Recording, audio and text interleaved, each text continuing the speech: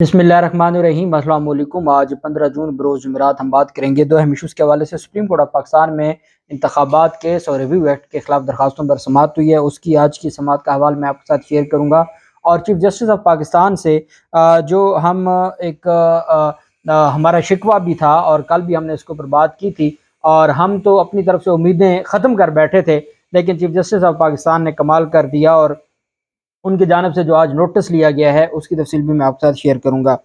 पहले हम आज की समाअत का अहवाल आपके साथ शेयर करते हैं। एक बात मैं आपको बता दूं कि तोशा खाना केस पर आज लाहौर हाई कोर्ट में समाअत थी। 5 रुकनी बेंच जस्टिस शाहिद बिलाल हसन साहब की सरबराही में 5 रुकनी बेंच ने समाअत करना थी, और उसमें जो नुक्ता नज़र था पाकिस्तान तहरीक इंसाफ का, वो तोशा खाना नाअहली जो फैसला है इलेक्शन कमीशन का, उसको भी ख़त्म करवाना था। और दूसरा, इसके अंदर जो अहम एक अदालत में जो एक प्ली ली गई थी और अदालत के सामने एक मौक़िफ़ लिया गया था और अदालत को ये बताया गया था कि इसमें जो पार्टी चेयरमैनशिप ओहदा है उससे हटाने के हवाले से जो अदालत में और सुप्रीम कोर्ट ऑफ पाकिस्तान में भी ये मामला गया था, और ये तब जब नवाज शरीफ का मामला था, और उसकी बुनियाद पर इलेक्शन कमीशन इमरान खान को भी इस नाअहली की बुनियाद पर जो एक हल्के की हद तक थी तो ओहदा जो पार्टी चेयरमैनशिप है उससे हटाना चाहते हैं, उस नोटिस को भी चैलेंज किया गया था लाहौर हाई कोर्ट में। तो 5 रुकनी बेंच में आज समाअत, मैंने खदशे का इजहार किया था और वो खदशा दुरुस्त साबित हुआ। मैंने आपको बताया था कि बैरिस्टर अली ज़फ़र साहब चूँकि सुप्रीम कोर्ट ऑफ पाकिस्तान में इन केसेस में मसरूफ़ हैं, इंतखाबात केस में और रिव्यू एक्ट के खिलाफ जो दरखास्तें हैं, इस वजह से बैरिस्टर अली ज़फ़र साहब आज पेश ना हुए और उनके वजह से केस बग़ैर कार्रवाई के आज एडजर्न हो गया है, मुलतवी हो गई समाअत। लाहौर हाई कोर्ट में 5 रुकनी जो बेंच था उसने तोशा खाना से मुतालिक जो आज समाअत करनी थी वो ना हो सकी। दूसरी जानब सुप्रीम कोर्ट ऑफ पाकिस्तान में आज समाअत हुई और आज कबूतरों का भी जिक्र हुआ। जो पैगाम रसां कबूतर हुआ करते थे उनका भी जिक्र हुआ सुप्रीम कोर्ट ऑफ पाकिस्तान में दौरान समाअत। 3 रुकनी बेंच है, चीफ जस्टिस उमरता बंदयाल साहब की सरबराही में जस्टिस जो एजाजुल हसन साहब हैं और जस्टिस मुनीब अख्तर साहब हैं, उन्होंने समाअत की। अदालत में अटॉर्नी जनरल मंसूर उस्मान अवान साहब ने अपने दलाइल दिए। अटॉर्नी जनरल ने कहा कि मैं 5 नुकात पर दलाइल दूंगा। मफाद आमा के दायरे कार के इर्तिकाब पर मैं दलाइल दूंगा। पाकिस्तान में नज़रसानी के दायरे कार पर अदालत की मैं मुआवनत करूँगा। इर्तिकाब से मुराद with the passage of time जो जो तब्दीलियाँ आई या जो जो ज़रूरतें थीं उन पर अटॉर्नी जनरल साहब ने कहा कि मैं नज़रसानी के इर्तिकाब पर भी दलाइल दूंगा। चीफ जस्टिस ऑफ पाकिस्तान ने कहा इसका मतलब है कि हमें नज़रसानी के इर्तिकाब पर भी आपको सुनना पड़ेगा। उन्होंने कहा मैं इसको जो माजी के फैसला जाते हैं उनका हवाला दे के आपको अपना जो नुक्ता नज़र है वो समझाऊंगा। मफाद आमा के दायरा कार के इर्तिकाब पर दलाइल देने के हवाले से उन्होंने कहा पाकिस्तान में नज़रसानी के दायरा कार पर अदालत की मैं मुआवनत करना चाहता हूँ। मुकन्ना कहते हैं जो कानून साज इदारा है, पार्लियामेंट लेजिस्लेशन जिसको कहते हैं, मुकन्ना के कानून साजी के इख्तियारात पर मुआवनत करूँगा। भारतीय सुप्रीम कोर्ट में नज़रसानी के दायरा इख्तियार और दरखास्तों की काबिल समाअत होने पर दलाइल दूंगा।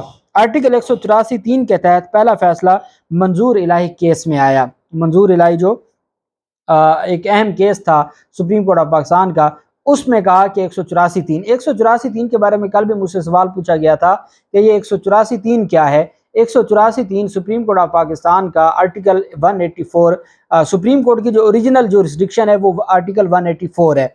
184(3) में जब मफाद आमा का कोई मामला आ जाता है तो उसके तहत पिटिशन अगर 184(3) के तहत है, या आज खुद नोटिस भी 184(3) के तहत लिया जाता है। मफाद आमा के जो पिटिशंस हैं या मफाद आमा से मुतल्लिक जो आज खुद नोटिस लिया जाता है वो 184(3) के तहत है। तो इसको हम कहते हैं ये ओरिजिनल जुरिस्डिक्शन है सुप्रीम कोर्ट ऑफ पाकिस्तान की, आर्टिकल 184(3). तो उसका हवाला देते हुए कहा कि जो भारतीय सुप्रीम कोर्ट है उसके हवाला जात अदालत के सामने पेश किए। आर्टिकल 184(3) के तहत पहला फैसला मंजूर इलाही केस में आया। मंजूर इलाही के भाइयों ने सिंध और बलूचिस्तान में भी दरखास्तें दायर की। गिरफ्तारी के बाद मंजूर इलाही को कबायली इलाका में ले जाया गया। दरखास्तों में मंजूर इलाही ने अपनी बायाबी की इस्तदा की। 1973 के आइन में बुनियादी हकूक के तहफ़्फ़ुज़ के लिए आर्टिकल 184(3) का दायरा कार बढ़ाया गया।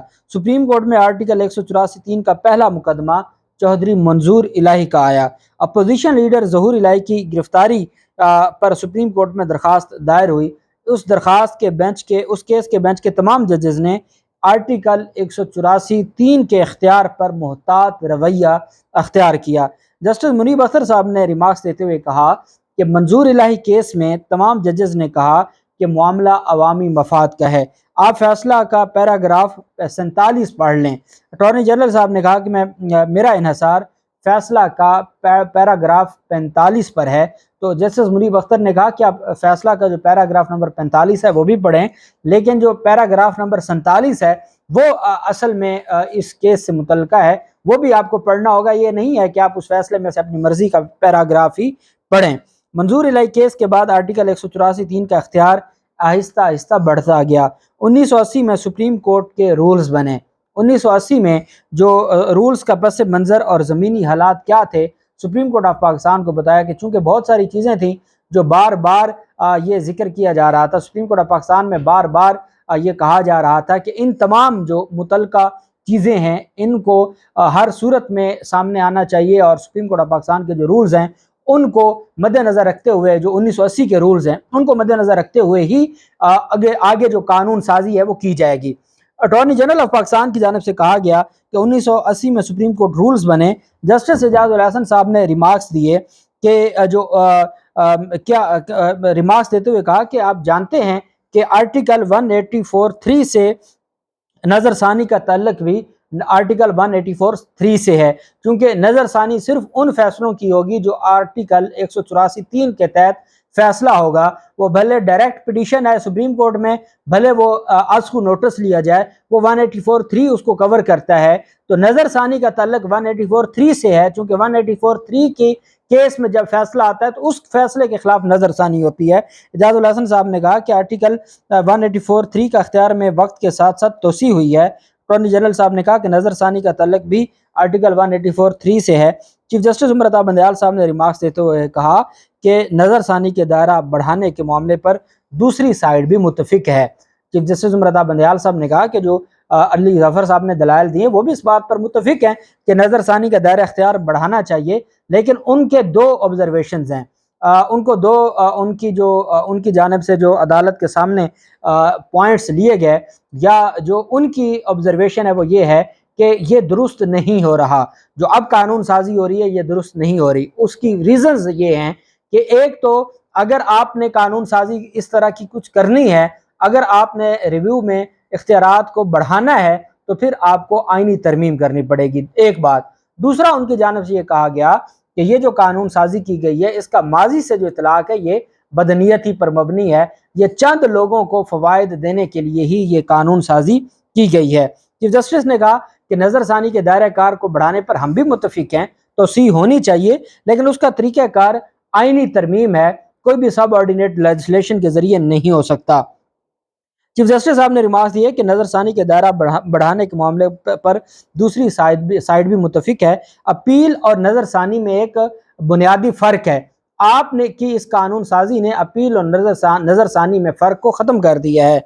क्या नज़रसानी को अपील में तब्दील किया जा सकता है? दूसरी साइड का मौक़िफ़ है ये है कि ये काम आईनी तरमीम से होगा।